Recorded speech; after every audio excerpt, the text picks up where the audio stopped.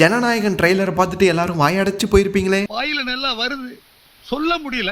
எனக்கு தெரியும் இந்த மாதிரி தான் கேசரி கிளறி வைப்பாங்கன்னு எனக்கு தெரியும். பட் இருந்தாலும் நான் அச்சு வினோத்தை நம்பினேன். பாத்தீங்களா, என்னதான் சொல்லணும், நான் நம்பினேங்க, அந்த மனுஷனை நம்பினேன். ஃபுல்லாலாம் இந்த கேசரி கிளற மாட்டாரு, ஓரளவுக்கு கம்மியாக தான் கலர்லாம் போட்டு கிளறுவாரு அப்படின்னு நினைச்சிட்டு இருந்தேன். ஆனா அது நடக்கல. கடைசி படத்துல வந்தா இப்படி கேசரி கிளறணும், என்னையா இதெல்லாம். நான் இந்த படத்தை பத்தியோ இந்த படத்தோட கதையை பத்தியோ இந்த ட்ரெய்லரையோ பிரேக் டவுன் பண்ணுங்கிற அவசியமே இல்லை. ஆல்ரெடி எல்லாத்துக்கும் தெரிஞ்ச மாதிரி இது பகவந்த் கேசரி தான், அதையே தான் கிளறி வச்சிருக்காங்க. ஆனா ஒரு விஷயம் மட்டும் மாறி இருக்கு, வில்லனோட கேரக்டருங்கிறது இதுல வித்தியாசமா கொடுத்திருக்காங்க போல.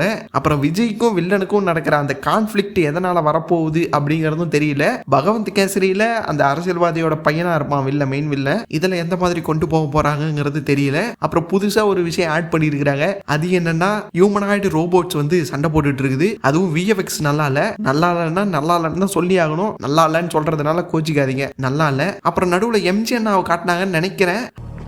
எப்படி இருக்கீங்க அண்ணா?